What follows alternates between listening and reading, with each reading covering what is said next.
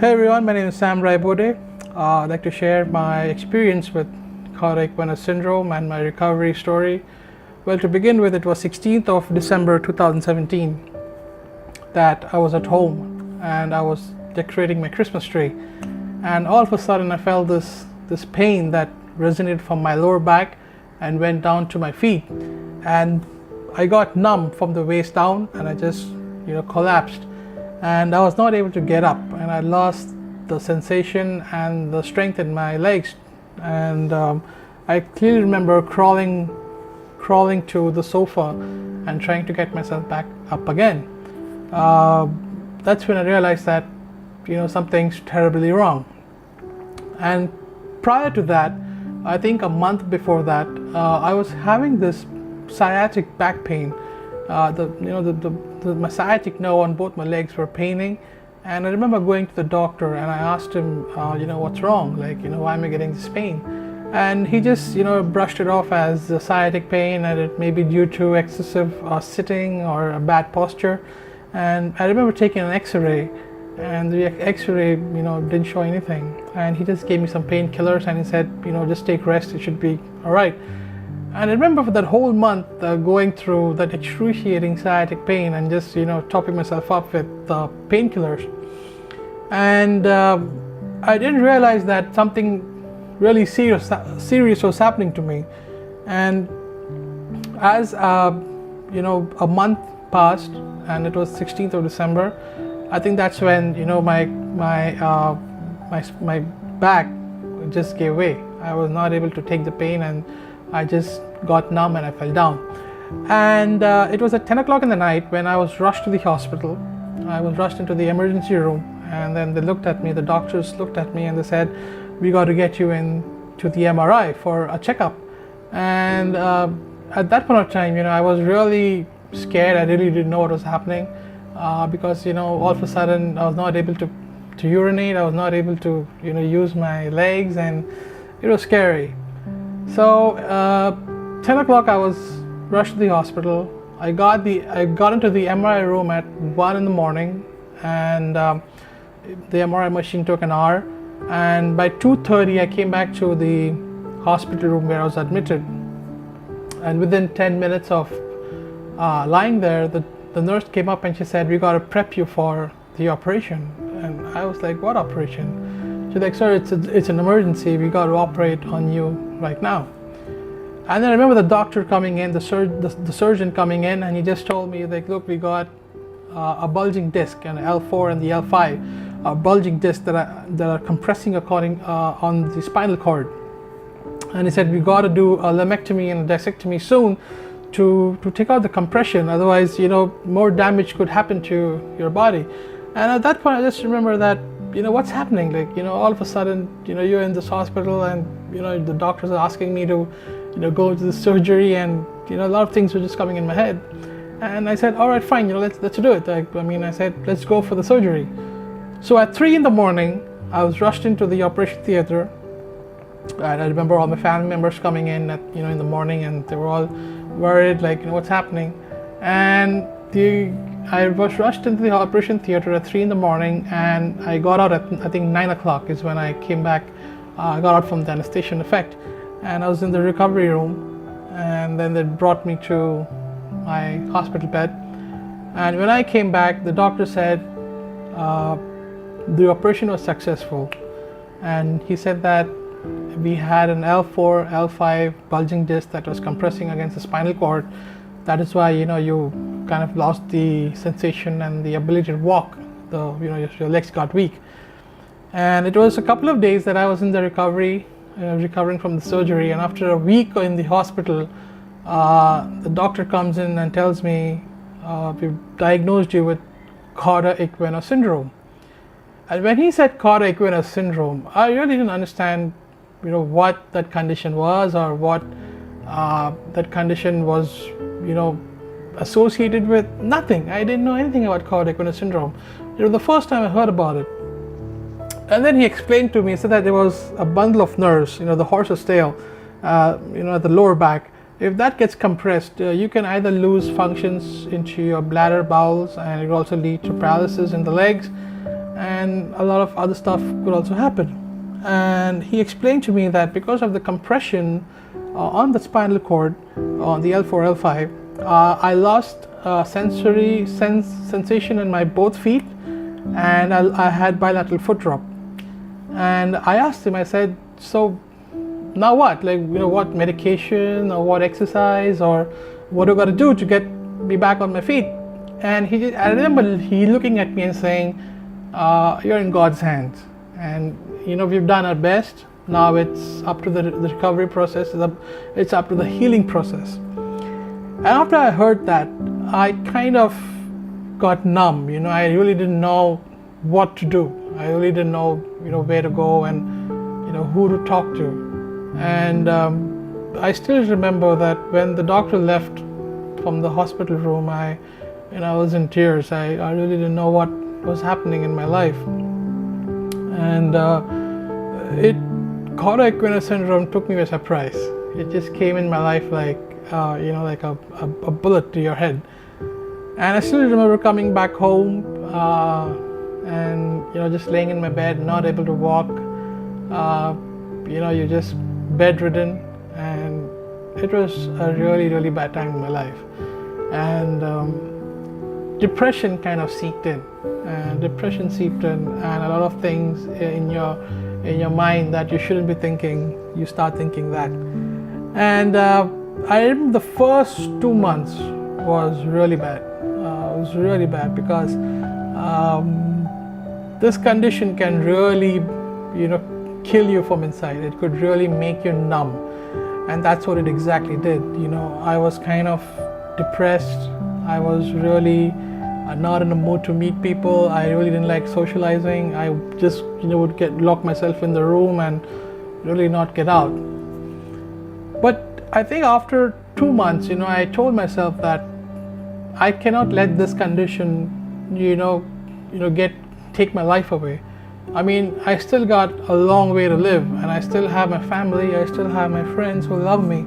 And I remember that, I got to fight this condition. I can't let this condition win, right? And that's the mindset that I had, and I had to develop.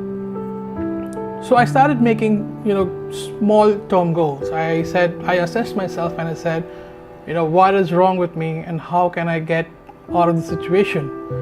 So first of all, I started, trying to get in touch with groups that were involved with Cauda Equina syndrome, and which were really helpful on Facebook and other social platforms. And with other people's experience, I could really understand, where we could, try and address this problem of Cauda Equina syndrome, and how we could, together overcome it. It's very important.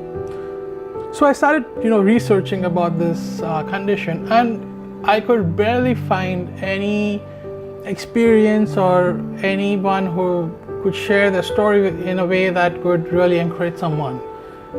And that's when, I thought that maybe this condition is so rare that people are not aware about it, and people really don't know about what Cauda Equina syndrome is. So that's when I told myself, like, okay, I need to try and first understand the situation. So I started reading up, I started, researching about the situation, about people's stories and people's recovery, and how people are overcome it and how people are dealing with it. And I think it really helped me to understand that, this situation is not that bad. It's you can live a normal life, managing this situation, this condition. So we need to understand that our brain needs to be in tune of how to get out of the normal life that we led before Cauda Equina, and how to reprogram our mind and say, okay, fine, we have this condition, now we can't make it go away, so how do we live with it, or how do we work our way around it and try and not let it be a burden on our lives. So I may start making short-term goals. I said, what's wrong in my life? So I said, I need to start walking again. That's the first thing. I need to start getting out of my house. And I still remember every day I would do the physio non-stop. 2 times a day I would wake up and do them every day for 2 times. And during the process of, I think, a year, I went from walking with a walker to walking with a stick, and today without a stick. And the healing process that came in was not instant. It didn't just happen overnight. It takes time. It takes a lot of time. It takes a lot of patience. But the healing is there. The healing will come. Our body heals, and it may not be 100%, but whatever healing comes your way, just take it and be happy. Because if you're going to be negative, even if you get back 100% of healing, you'll still be negative in your head. So always have a positive outlook. And I always told myself, whatever healing comes my way, I'm going to take it with a smile. And I still remember, being positive and working hard with my exercises and with all my physios and my doctors. I was able to achieve healing at a fast rate because of my positive attitude. And I remember within 8 months or 9 months after my surgery, I started driving my car. People were astonished that how is he driving a manual stick shift, how is he driving a manual car with gears in it in India. And it kind of just came to me, and I just told myself that I gotta drive. I want to drive. I don't want to be sitting on the other side of the driver's seat, because I love driving. And after a year, I'm walking, I'm driving, I'm mobile. I go alone. I'm independent. I don't need anyone with me, and I'm pretty much, I think, 90% recovered from my situation. I think 10% is still there, where I need to work on my balance. And when I look at the recovery time from 2017 till 2019, I think it was December of 2017 till March of 2019. If I see the recovery that I've made in this past one year, 4 months, it's really good. And I really feel humble when I tell myself that, you're able to walk, you're able to do things again, you're able to be mobile. It gives me a self, I feel that I've achieved a lot during this time. And the reason why I'm making this video is that I want to tell all you guys who are having Cauda Equina syndrome is that, don't give up, don't lose hope on this condition. I know it's negative. I know it's really bad. You feel low. It's depressing. But look, you can either be defeated and lie on the bed, or just sit in one room, or you could be a fighter and say, I'm going to fight this condition, and today I'm going to win. And you got to be a fighter. If you have Cauda Equina syndrome, you cannot be someone who can be submissive. You got to fight it every day. You got to live every day to the fullest. You got to live and say that, today I'm going to achieve my goals. I always tell people that set short-term goals, and I've set short-term goals, and I have achieved them, I think, remarkably well. And I always feel that with this condition, you can either live life to the fullest, or you could just be useless and sit in a room and say, I'm not worthy. And I think that's more important, is how we can fight this condition.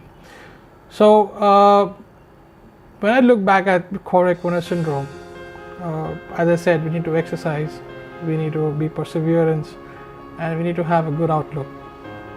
And also I feel that the reason why I'm making this video is so that I could share my story with you and share my progress, because I feel that many times people who are diagnosed with this condition tend to are really afraid of what's going to happen, or will they be able to walk. It's really uncertain, because there's no guarantee that you would recover fully. And that's the thing that plays on your mind, is like, will I be able to walk, will I be able to do XYZ things? And that's the thing with that you gotta have faith in yourself, and you gotta have that self-belief that's saying that I can overcome this. And when we win over here, then the body is winning. If we lose in our mind, then our body is not going to recover. So it's very important to be mentally strong, to be mentally fit, to be mentally strong, to understand that yes, to accept that situation, that yes, it is something that's going to be in my life, and it's something that I have to fight and work around it, or work through it, or work with it, whatever way suits you. Me, I have fought it. I have fought Cauda Equina syndrome every day. I get up in the morning and say, this condition is not going to get me down.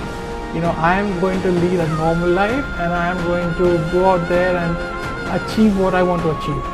I fight it every day. Some people learn to live with it by managing the symptoms, and that's fine. Whatever works for you, whatever works for you to come out of that situation and say, to come out of the situation and be a life that is more positive, than being depressed. And whatever works for you is fine. Anyone could have their way of dealing with this, and my way of dealing with it was to fight it every day, to fight it and not let it win. And I keep telling myself that, I say that we can't let this condition win. We can't let this condition deter us. And I want to go out there, and I want to get my objectives. I want to get my targets. So that being said, I think it's very important to have a positive outlook with Cauda Equina syndrome. And I know that I made this video especially for people who are having this condition. If you feel free, you could comment down, and you could ask few questions. I'm open to anything. If you feel free, the comment box down there, give your comments, or if you think that this video is helpful, you could write a comment, and if you have any question or answers, I would love to answer them. With that being said, I think I'd like to end this, and thank you, and God bless.